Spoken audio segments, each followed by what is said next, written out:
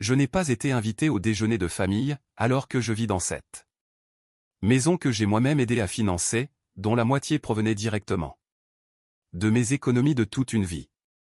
Mais ce qui m'a vraiment glacé le sang, ce n'est pas le silence de mon fils, c'est de découvrir, 2 semaines plus tard, ma belle-fille dans le jardin en train de faire visiter les lieux à un expert immobilier, comme si j'étais déjà entre 4 planches.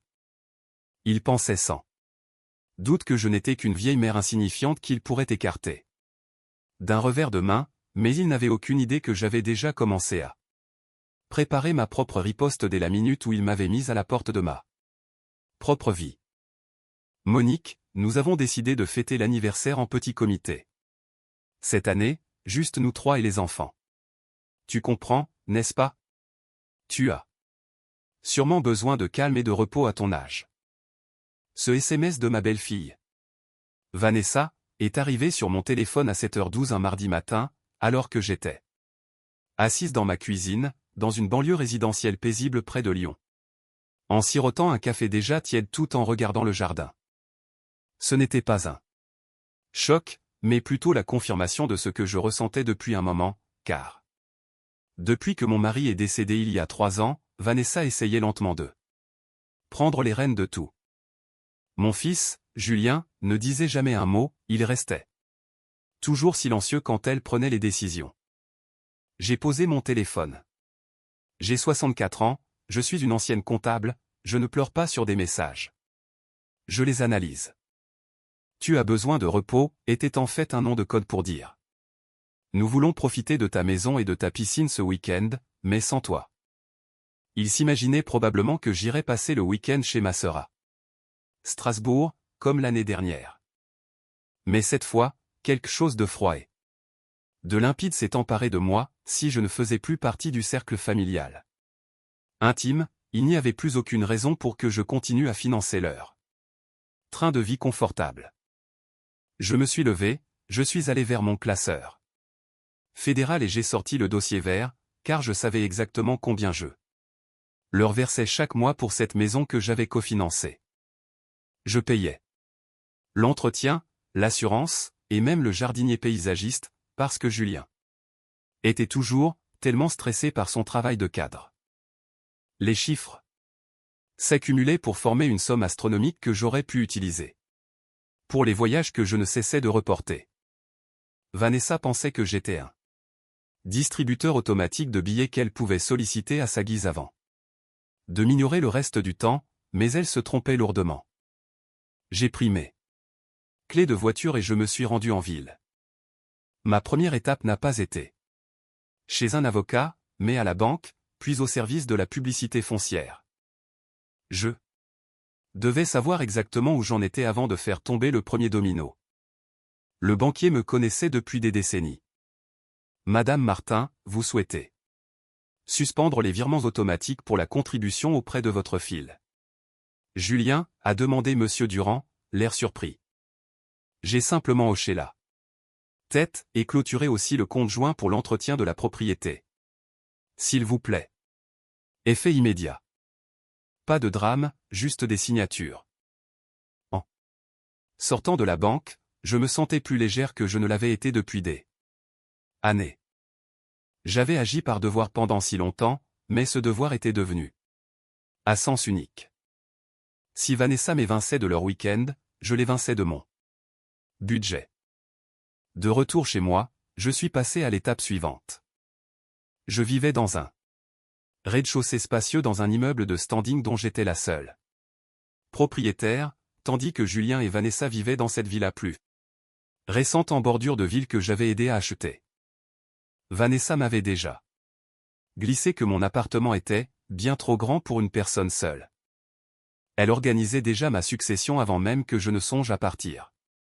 J'ai appelé un vieil ami agent immobilier, Marc, j'ai besoin d'une estimation de la valeur vénale de mes biens, mais reste discret, je ne veux pas encore de panneaux à vendre devant la porte. Cet après-midi-là, Julien est passé me voir, l'air nerveux. Maman, tu as bien reçu le SMS de Vanessa? C'est juste parce que les enfants ont beaucoup d'activités sportives et on ne voulait pas de stress supplémentaire. J'ai regardé mon fils, cet homme incapable de soutenir mon regard. Je comprends parfaitement, Julien, ai-je dit calmement. D'ailleurs, ça tombe bien car j'ai décidé de changer pas mal de choses dans ma vie. Tu devrais t'asseoir avec Vanessa ce soir pour discuter de vos finances. Il a froncé les sourcils mais n'a pas posé de questions, habitué à ce que je gère tout. En partant, il n'a même pas remarqué que j'avais déjà changé les serrures de l'abri de jardin où il stockait ses pneus neige et son matériel de ski. Le silence de la maison me paraissait soudainement précieux. Les jours suivants, je suis resté occupé à éplucher mes comptes et j'ai réalisé que j'avais déboursé près de 45 000 € au fil des ans pour de prétendues urgences, qui se résumaient souvent au goût de luxe de Vanessa, un nouveau salon de jardin en tech parce que l'ancien n'était plus tendance, ou des cours de piano privés pour ma petite fille auxquels elle n'allait presque jamais. J'ai fait une liste simple, pas de reproches émotionnels, juste les chiffres. Les chiffres sont la langue que je maîtrise le mieux. Jeudi, Vanessa m'a appelé avec une voix mielleuse, ce qui signifiait que les problèmes commençaient. Monique, chérie, Julien dit que tu as parlé de finances. Y. A-t-il eu un souci avec le paiement de l'entretien de la piscine? Je me suis adossé à ma chaise, aucun souci, Vanessa. J'ai simplement arrêté les paiements. Puisque je ne fais plus partie de votre vie de famille comme tu l'as dit, j'ai estimé qu'il était juste que vous couvriez vos propres frais de luxe. Un long silence s'en est suivi, je l'entendais presque bouillonner. Mais, Monique, ce n'est pas ce que je voulais dire. Le déjeuner, c'était juste pour. Cette fois, a-t-elle bégayé. C'est un choix, Vanessa, et j'ai fait le mien. Ai-je répondu avant de raccrocher. Une minute plus tard, j'ai vu mon voisin. Monsieur Roux, un ancien gendarme à la retraite avec qui je m'entends très bien. Promener son chien. Je lui ai fait signe, je savais que j'aurais besoin de quelqu'un pour garder un œil sur l'appartement pendant mon absence. J'avais décidé de partir louer un gîte en Bretagne, à Saint-Malo, pour quelques semaines, précisément pendant leur fameux week-end de famille. Mais avant, j'avais un rendez-vous crucial avec Marc. Il avait déjà un acheteur potentiel. Pour ma maison, prêt à mettre le prix fort. Le dossier a avancé vite. L'idée de troquer ce grand espace contre un petit appartement face à la mer devenait de plus en plus séduisante. 2 semaines ont passé et j'ai ignoré chaque appel et SMS de Julien et Vanessa. Sans mon aide mensuelle, les fins de mois commençaient à être difficiles pour eux. Mais je ne m'attendais pas à une telle audace de leur part. Un vendredi matin, alors que je prenais mon petit déjeuner, j'ai entendu des voix dans le jardin. Je me suis approché de la fenêtre et je n'en croyais pas mes yeux, Vanessa déambulait avec un homme en costume gris tenant une tablette. Il faisait le tour de la maison, pointant du doigt la toiture et les menuiseries. Ils avaient carrément engagé un expert pour estimer mon bien. Ils pensaient sans doute pouvoir me déclarer incapable ou me forcer à leur faire une donation anticipée. J'ai ouvert la baie vitrée, « Bonjour Vanessa. »« Qui est ton ami ?» ai-je demandé avec un calme qui l'a visiblement déstabilisée. Elle a bafouillé avant de retrouver son sourire de façade. « Oh, Monique, nous pensions qu'il serait judicieux de connaître la valeur de la maison pour les assurances. » Julien s'inquiète de l'augmentation des prix de l'immobilier. L'homme m'a regardé d'un air désolé, « Je suis monsieur Lambert, expert immobilier, dit-il brièvement. Je lui ai souri, « Monsieur Lambert, je crains que vous ne perdiez votre temps. Cette maison n'est pas à vendre par qui que ce soit d'autre que moi, et ma belle-fille n'a absolument aucun pouvoir sur cette propriété. » Vanessa est devenue blême. Monique, ne sois pas comme ça, on essaie juste de t'aider. J'ai fait un pas vers elle. M'aider? En faisant estimer ma maison dans mon dos? Sortez d'ici. Immédiatement. Comme il ne bougeait pas, j'ai appelé Monsieur Roux. Il est apparu au portail en quelques secondes. Sa simple présence d'ancien gendarme suffit. Monsieur Lambert s'est excusé platement et s'est dirigé vers sa voiture. Vanessa m'a lancé un regard chargé de haine. Tu le regretteras, Monique. Nous sommes ta seule famille. C'est précisément le problème, Vanessa, ai-je dit doucement. Une vraie famille n'exclut pas quelqu'un juste pour garder son argent. Elle est partie en trombe, et je savais que la guerre était officiellement déclarée. Mais j'avais l'avantage. Après l'incident du jardin, j'ai accéléré les choses. J'ai passé le week-end à trier mes affaires personnelles. Je ne voulais pas emmener de gros meubles, seulement ceux qui comptaient vraiment. Lundi matin, j'ai revu Marc. J'ai le compromis de vente. Prêt, Monique, m'a-t-il dit. Les acheteurs sont un jeune couple de cadres parisiens qui veut s'installer rapidement. Parfait. J'ai signé les documents chez le notaire. Julien m'a appelé, la voix désespérée. Maman, qu'est-ce qui se passe? Vanessa dit que tu l'as chassé. On a des factures qu'on ne peut plus payer, la banque a bloqué notre compte car nous sommes à découvert. Mon cœur s'est serré un instant, mais je suis resté ferme. Julien, tu as 38 ans. Si tu as organisé ta vie en dépendant de l'argent de ta mère, c'est ton problème. Pas le mien. Il a tenté le coup de la culpabilité, mais les enfants. Le déjeuner, c'était l'idée de Vanessa. Es-tu têtu, Julien? Le silence vaut acceptation. J'ai raccroché. Je suis descendu à la cave et j'ai coupé l'arrivée d'eau et l'électricité de la partie annexe qu'il utilisait pour stocker le stock de son auto-entreprise de vente en ligne. Il ne payait pas de loyer mais utilisait toutes mes charges. Je lui ai donné 3 jours pour tout vider. Je lui ai envoyé une photo de la porte verrouillée par SMS, sans explication, juste la date et leurs limites. J'étais surprise de mon propre calme, c'était le calme d'une femme qui avait enfin cessé de porter le fardeau des autres. Les 3 jours sont passés et Julien n'est pas venu. À la place, Vanessa m'a envoyé un long mail insultant me traitant de méchante femme et disant que je ruinais l'avenir de mes petits-enfants. Je n'ai même pas fini de le lire. Le 4e jour, j'ai fait venir une société de débarras que j'avais engagée. Tout a été mis en garde-meuble au nom de Julien, avec le 1er mois payé par mes soins. Après cela, les factures iraient directement chez lui. Alors que les déménageurs chargeaient les derniers cartons, la voiture de Julien a pilé dans l'allée, Vanessa juste derrière lui, furieuse. Qu'est-ce que tu fais? C'est mes affaires, a crié Julien, blême. Vanessa a foncé vers moi. Vieille sorcière. C'est du vol. Je suis resté sur le perron, non. Vanessa, c'est une expulsion après l'expiration du délai. Vos affaires sont en sécurité au garde-meuble. Voici le bon de réception et l'adresse. J'ai tendu le papier à Julien dont les mains tremblaient. Cette maison est vendue? Julien. L'acte authentique a été signé. Les nouveaux propriétaires emménagent dans 2 semaines. Le silence qui a suivi était assourdissant. Vendu, a chuchoté Julien. Mais, mon héritage?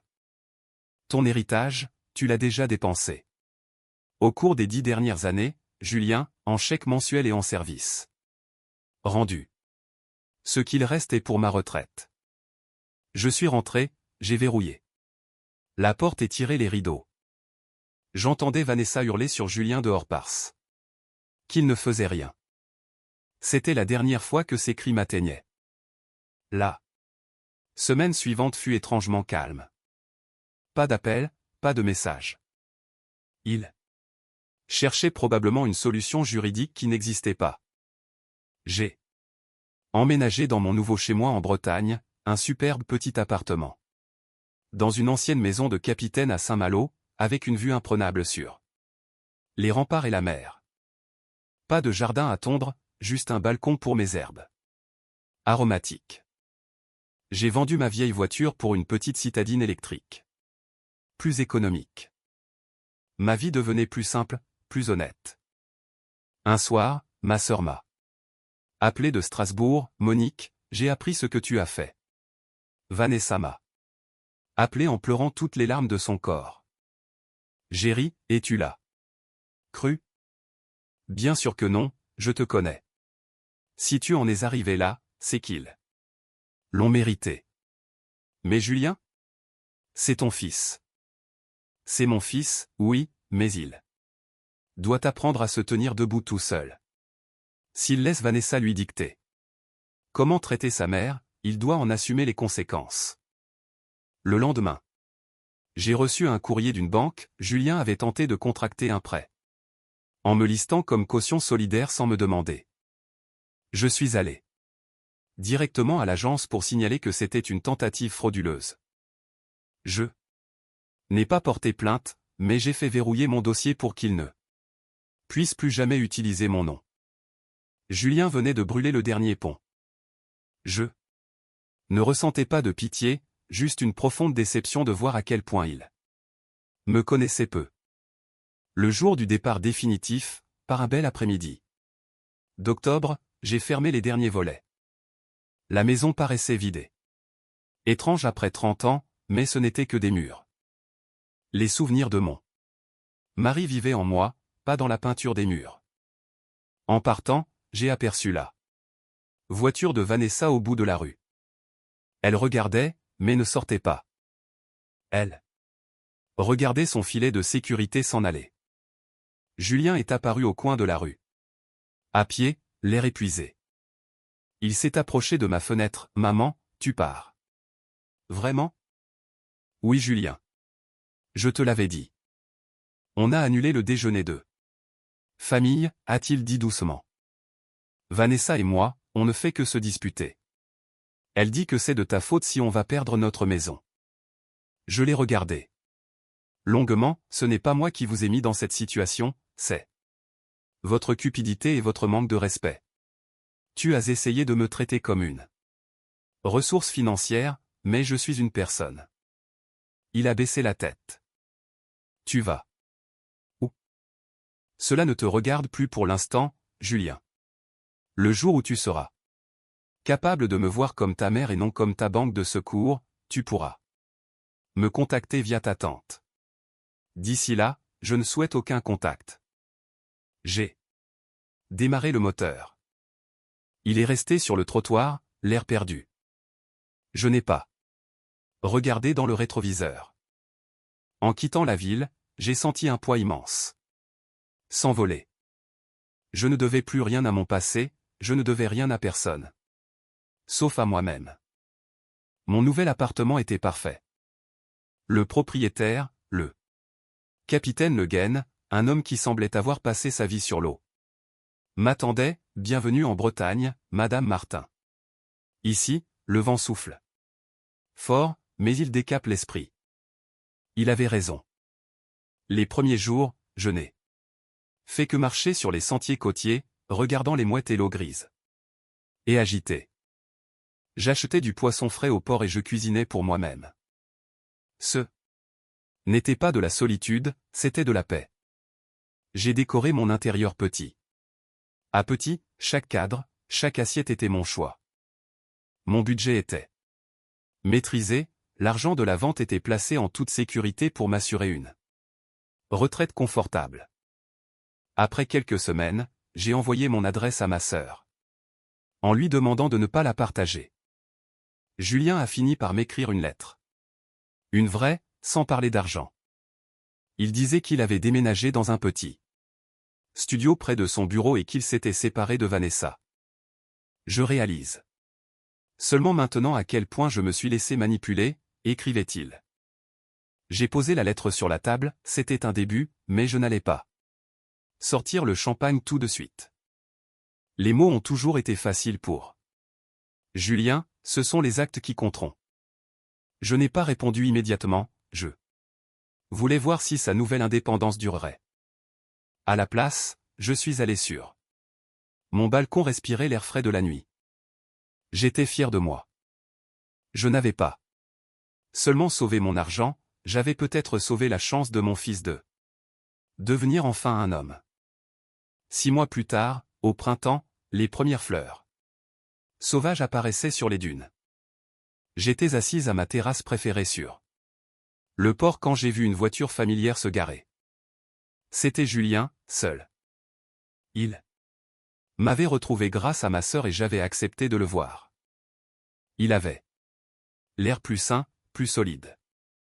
On n'a pas parlé de Vanessa, ni d'argent. Il m'a parlé de son travail et de comment il remboursait ses dettes tout seul. C'est dur, maman, mais je me sens mieux comme ça. J'ai hoché la tête, c'est comme ça que ça marche, Julien. La responsabilité est le prix de la liberté. Nous avons marché longtemps au bord de l'eau. Pas de grande scène de larmes, juste 2 adultes qui apprenaient à se connaître d'égal à égal. Il est reparti le lendemain sans rien demander, et je n'ai rien offert. En voyant sa voiture disparaître à l'horizon, j'ai su que j'avais pris la bonne décision.